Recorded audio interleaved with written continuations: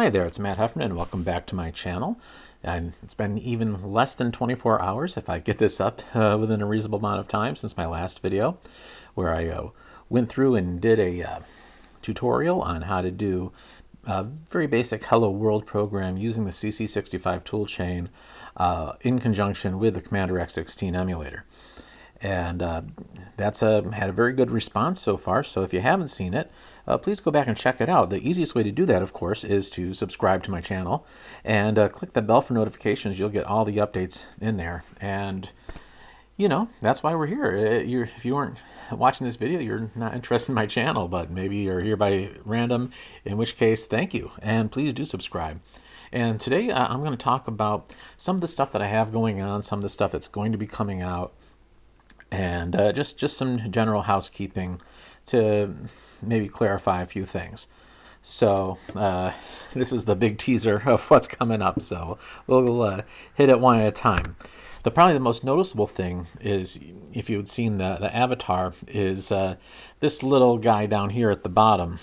He is the proverbial Slithy Tove from Alice Through the Looking Glass. That's where this whole Slithy thing came from. That's why I'm Slithy Matt, and it goes all the way back to the year 1999 when I registered my very first domain, which was slithy.com. Sadly, I've lost that a few years ago, but it's still out there in the Wayback Machine if you want to look at it.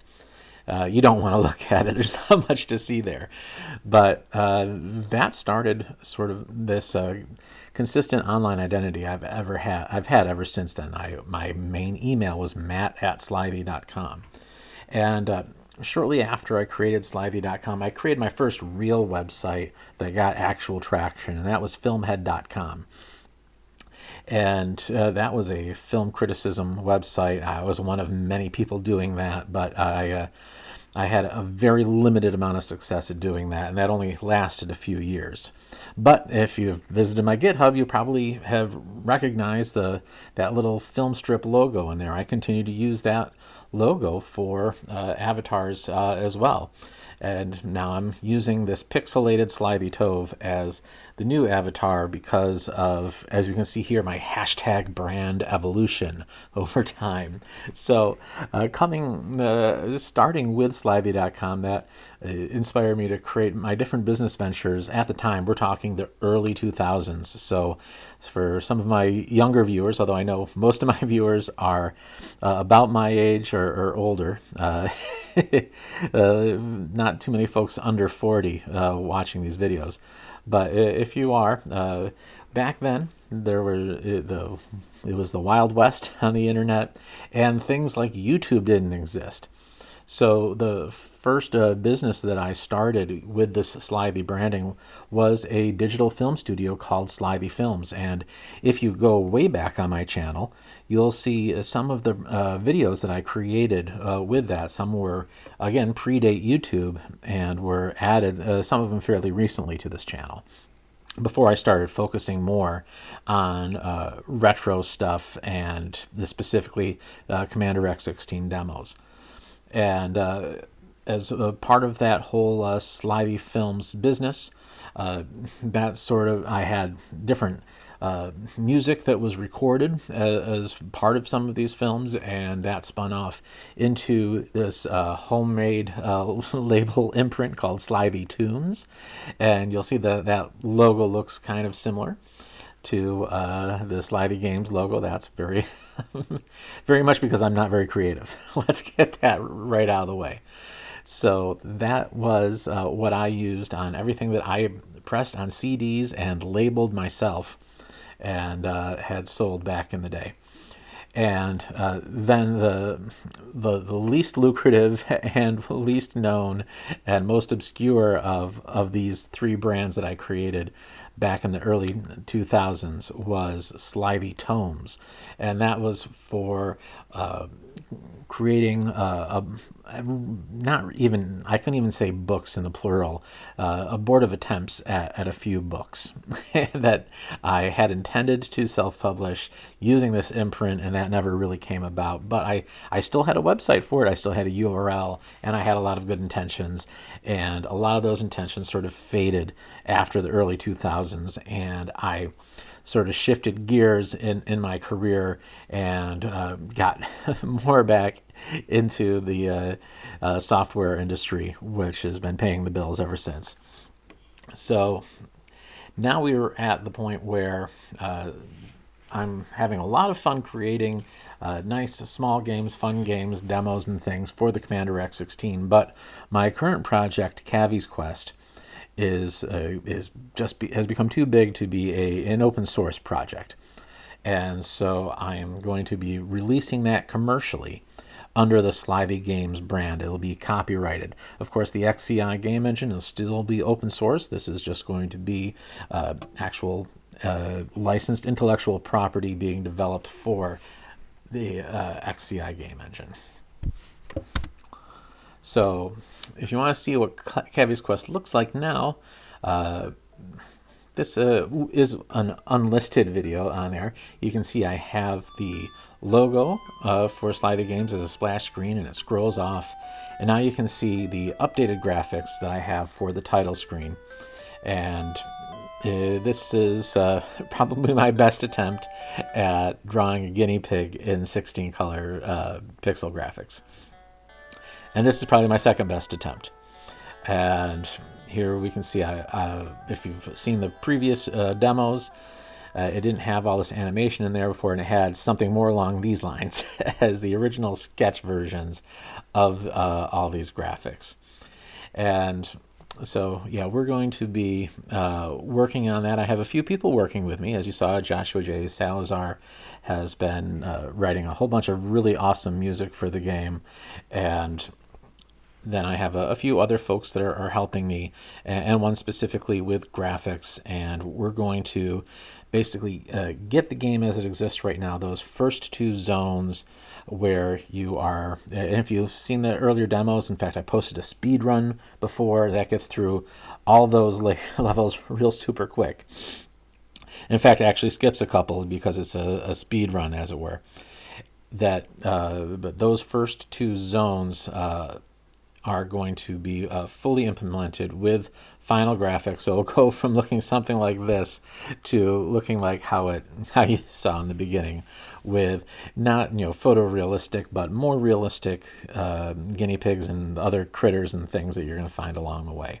So keep an eye out for that. And once this these first two zones are fully developed with the actual graphics and all the interactions and everything finally programmed into it, then we're going to get into the actual demo release, where the free demo will be those first two zones that you go through. It has a couple of puzzles for you to solve, and it basically gets the story started of getting our heroine Penelope out of her house and into the wide open world, and where she's going to start exploring and having her great adventure of self-discovery. So I hope you download that demo when it becomes available.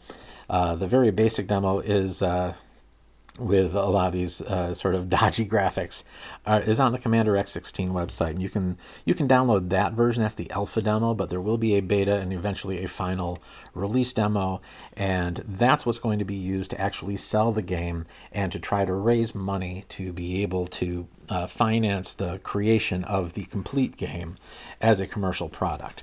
So the first way I'm doing this is with Patreon. So if you go back to my homepage here, or the home channel on YouTube, you'll see a link there for my Patreon. Again, it's /SlithyMatt, just like it's /SlithyMatt on YouTube and Twitter and Facebook and everywhere else.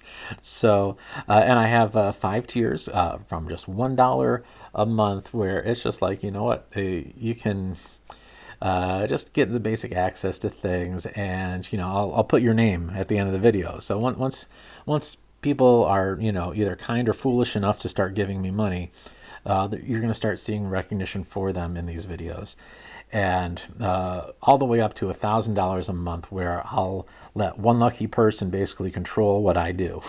And I'll drop everything and actually build a game for somebody. If it's something I can do in a month, it'll just be that 1 month of being a $1,000 patron. And if for reference, the first game, my first big game that I created for the Commander X16, which was Chase Vault, I accomplished that in just about 2 months. And if I were to go back and do something with a lot of the code base that I have, I could easily do that game now, or a game of a similar scale within a month. So that's sort of a good guidepost there. 80s 8-bit type arcade game, I can totally crank one of those out in a month, and if you want me to make it, I will make it for you. So that's sort of going to be the baseline funding for this channel, and for sort of getting Slithy Games up and running, and for getting Cavy's Quest finished. And ultimately, when that demo is finished, I'll also have a Kickstarter, so that you don't have to be tied into giving me money every month. Will actually go towards the same sort of reward levels that you see here, where you could get a free license of the full thing, or you could get physical copies, and all that fun stuff. And so there'll be more of that to come. But you can visit my Patreon right now, and if you really want to start contributing where there's not much going to come in return at this point, you go right ahead. Meanwhile, back in the open source side of things, XCI, I'm continuing to work on that as I'm working on Cavy's Quest. Things are coming up now that I'm doing the first real full-scale game. Different features that are nice to have, or kind of really necessary to have been going into there. The first you've seen the product of is the ability to have more complex title screens. I've sort of rearranged the memory map of the engine to have more space for being able to have more sophisticated animations within the title screen. Like, as you saw there, it had a whole lot of tiles and sprites doing all sorts of stuff within that. So now you can do that sort of thing with XCI. And furthermore, now in individual zones, this sort of contradicts some stuff that was in those original XCI tutorials. I'm going to be updating that to reflect or at least make additional episodes to go over some of the newer features of XCI that have been developed since that series was finished. And the big one is each zone can have its own unique tiles and sprites, so that the first 256 tiles and sprites that are created at the global level, those are always available for all zones within the game and the title screen.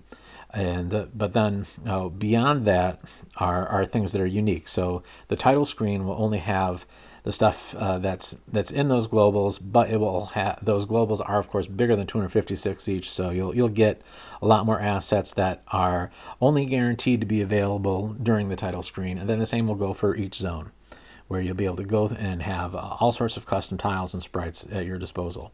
And to create those tiles and sprites, I've created some new tools within XCI beyond the SDK, which expected you to encode all of those manually in hex files. I've created some tools for generating those hex files from raw data bitmaps.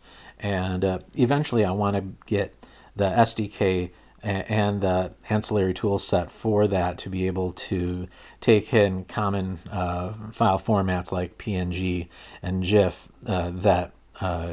where you can define, basically if you can define a indexed colored bitmap, I want to be able to import that rather than having to force you to do all the machinations yourself. And finally, there's improved performance in XCI. As you've also seen in that previous video, there's no more tearing happening there. I've fixed the way that I use interrupts with XCI, and incidentally also with I made the same fixes in Chase Vault. So if you were to do your own build of Chase Fault right now, you would see more smoother scrolling going between the levels, which is especially noticeable when you're going between levels horizontally.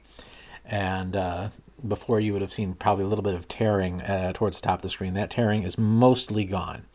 It's impossible to really get rid of all of it, since how much I'm kind of pushing the hardware here, but most of it is gone, and most of the time you don't see it at all. So things are starting to look really nice with XCI, and I hope if you haven't, go ahead and watch those tutorial videos, and if you're so inspired, go ahead and try making your own game. I've been very pleasantly surprised with myself with how easy it's been for me to build a sophisticated game using it. So finally, I want to just give a shout out to all the folks on YouTube that are participating in Septandy.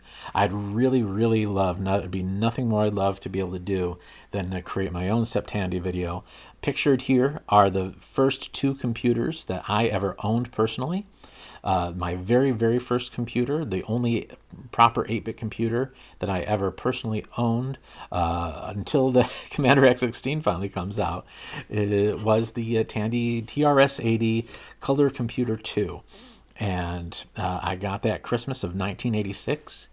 And I never got to unbox it myself because it was, laid out for me Christmas morning. And ever since then, I've been programming at home.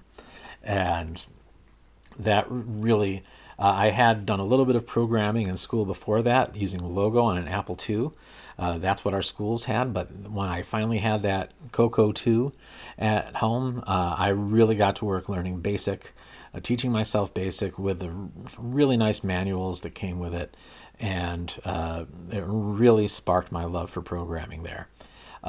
Then once by the end of the 80s, that became a little too difficult for doing anything useful with after a point. I had floppy drives, but I couldn't have the word processor came on a cartridge, and I could only have the cartridge or the floppy drives connected at a given time, so I couldn't use it to save my school reports. I would do all my school reports in memory and then print them out, and then because once I shut off the computer, that report was gone.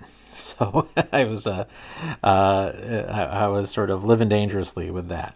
Then my second computer that I replaced that with, right at the turn of the 90s, was the Tandy 1000 HX computer, and that's pictured there. Eventually, I did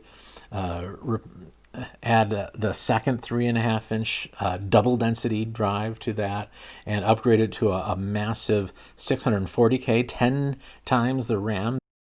So I had really my first proper PC compatible, and I've been going down that road ever since. So that was the end of my 8-bit era, but the beginning of my love for Sierra games, specifically the adventure games, which has inspired me to create XCI and Cavy's Quest and all this stuff. And I believe the first game that I had on that was Leisure Suit Larry in the Land of the Lounge Lizards, because that would have fit under the original 256K before the upgrade. But I know also very early on with that, I had Space Quest 3, which was my favorite game from that genre, and also Manhunter 2. So I'm not exactly sure which one came first, but between all of those, it really stoked my love for that, and really started me down enjoying computer games more than console games, and really cemented what I was going to do with my life, and that's what I first ended up taking to college, and then eventually replacing with a more modern 486, but no longer Tandy, because Tandy computers stopped existing at that time. And as a result, both of these computers were donated to friends that didn't have computers. They were of no use to me anymore, and now of course they're valuable, and I don't have them to go back and play with anymore. And I would especially love to have that Coco 2 still, and use some of the skills that I've developed since then in being able to really push what I could do with that. So I hope you still have your old computers, and I hope you enjoyed this channel update, and that you please like it and this video and subscribe to my channel, click the bell for notifications, and do all that. But also go back into YouTube and check out Septandy. There's a lot of YouTubers. There's big guys like Adrian Black are participating, but there's a lot of really small YouTubers, even smaller than me, and I'm still trying to work on those first 200 subscribers. And they're really creating a lot of great content out there based on these old machines. So please go check them out, and keep coming back to my channel, and I'll see you again real soon. Thanks. Bye-bye.